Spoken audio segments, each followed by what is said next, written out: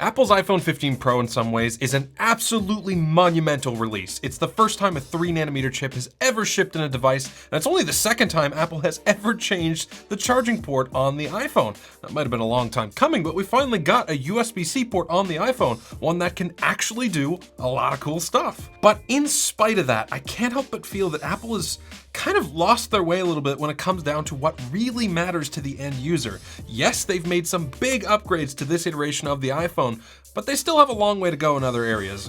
I'll get to what I mean by that a little bit later in the video, but first, let's talk about what's new. One of the first things you'll notice about the iPhone 15 Pro is that there's now a third button on the left-hand side of the phone. Gone is the beloved mute switch, but I think most people are going to be very happy with what's replacing it. This is Apple's new action button, and out of all of the changes on all the iPhones of recent years, this might be one of the most un-Apple things that they've done. It's a button that you can set to do pretty much anything you want. It's fully remappable to one of 8 different options, and it's even got its own dedicated UI that also doesn't look like something Apple would make. To be perfectly clear here, I'm not trash talking it. I absolutely love it, and I wish Apple did more of this. It's just surprising that Apple would even allow you to use shortcuts and therefore remap this side button to do just about anything, including opening third-party apps. I'm pretty boring though. I just have mine set to open the camera app after a long press of the action button.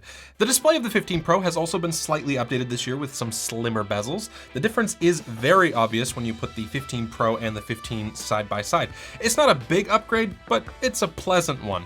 The display itself is still the best in the biz, even if it hasn't been upgraded on the tech side of things. It's a roughly 1440p display running at 120 Hz, and it's their Super Retina XDR OLED tech, so colors and contrast look fantastic. The cameras on the Pro have also gotten a slight upgrade this year. Now, it doesn't get the huge 5x tetra prism telephoto that the Pro Max gets, but there's still some goodies for the regular Pro model too. It's got a larger sensor for that 48 megapixel main camera, and unsurprisingly, photos taken with it look excellent.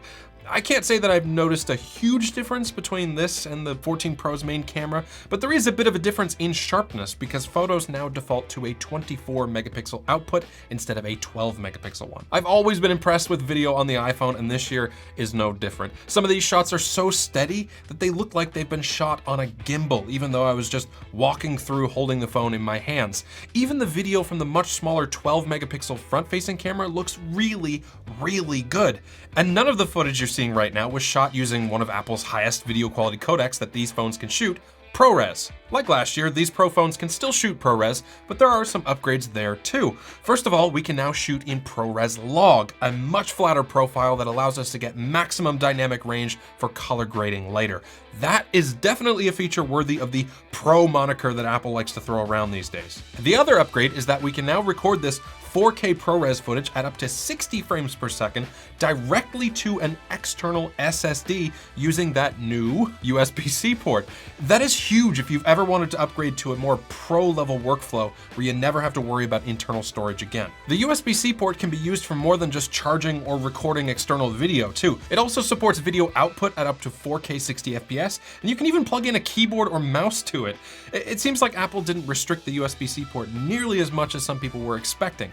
It does only transfer files at USB 3.0 speeds, but that is much, much faster than the 2.0 speeds of the Lightning port. And then there's the frame of the iPhone itself, which has undergone a little bit of a transformation from stainless steel on the 14 Pro to titanium on the 15 Pro. The side rails are less glossy and therefore less fingerprinty, and it's more comfortable to hold because they've even rounded the edges a slight bit more this year. Not to mention that the phone is lighter because titanium is lighter than steel. Still though, despite how strong titanium is, the front and back of the phone is still made of glass, and as Jerry Rig Everything says, glass is glass and glass breaks. Therefore, you might want to pick up a case from the sponsor of this video, Rhino Shield. Rhino Shield is known for making super durable and customizable cases. I've used them for years, and they are perfect for protecting your new iPhone against drops while making them more stylish at the same time. They've sent me a bunch of new cases for the iPhone 15 Pro, and they all look awesome on it. Many of these cases are MagSafe compatible, and they actually have 2 times the pull force of Apple's official MagSafe product. It takes a bit of force to remove the phone and the case from a MagSafe charger. The solid suit case comes in 9 new colors this year for a total of 16 colors. Since Apple rounded the edges of their phones, solid suit has also evolved with rounded edges and a slightly curved back for the best grip yet. And if you're worried about the screen, you can also add their 3D impact screen protector for 360 degrees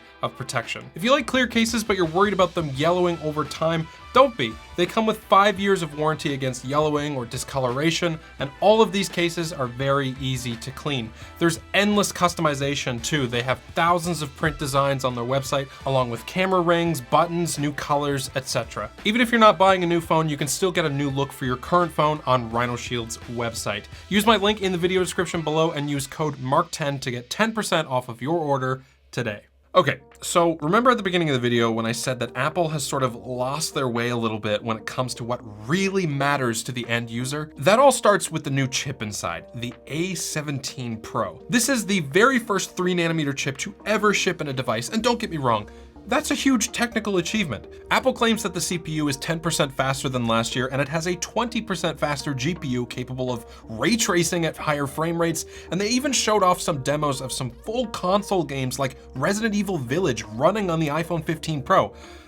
But Apple, I have to ask, why?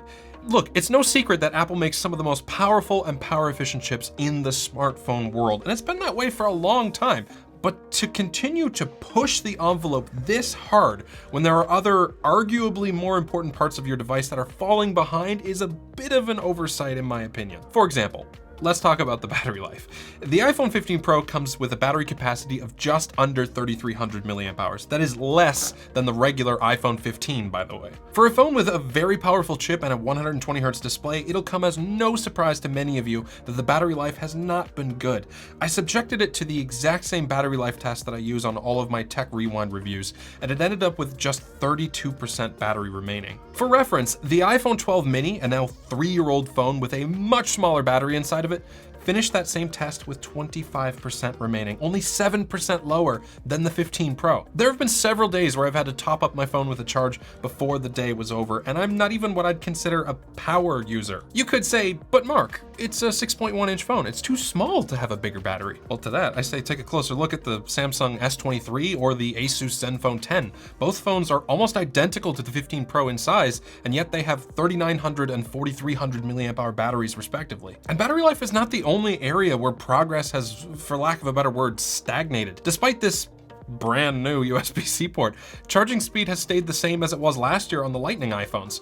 The iPhone 15 Pro tops out at around 25 watts of charging at the very peak of its curve, even though most of the time it's averaging between 15 and 20 watts. Other manufacturers are reaching much higher speeds than that. To Apple's credit, the continuous drive towards faster and faster phone hardware has led to some great benefits over time. I mean, if you pick up any iPhone from the past 3 or 4 years, I can almost guarantee that it's gonna feel just as fast for everyday tasks as the modern iPhones. But I feel like we've kind of reached the point where the effort involved in designing faster hardware doesn't really translate to a better end user experience, you know what I mean? I would 100% rather have a phone with an all-day battery life over one that can spit out blisteringly high Geekbench 6 numbers, but hey, maybe I'm crazy. Let me know what you think in a comment below. If I'm being honest, I think I'm probably gonna return the iPhone 15 Pro. I mean, as cool as some of the upgrades are, I can't stick with a phone that doesn't get me through a full day of usage.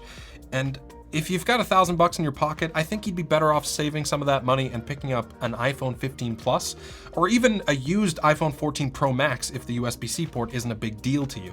At least then you wouldn't have to worry about the bad battery life. Hope you liked the video. Thanks for watching, and as always, have a great day.